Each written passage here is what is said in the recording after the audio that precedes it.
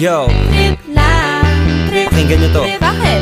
Trip lang. Trip lang. Halika na darang madali lang talaga. Pangako pagkatapos humihinga ka padali na pare magliliwanag na kung di ka sasabay maiiwanan ka. Ang isip ay wag na gawin pang dalawa dahil isa lang ito. Ang gusto lang naman ito ay maging masaya. Para di ka mabato ay iwasan mo ang pananatili sa isang lugar. Ibig ko sabihin ay wag ka papasakop sa takot, wag ka papasakop. Kapag nangate, di ka matito isipin mo. Hinipan sa lahat ng karanasan mo dito sa mundo. Bilang tao, ganoon pa rin hindi nagbago. Pinakamasaya yung di pinlano. Kasi pag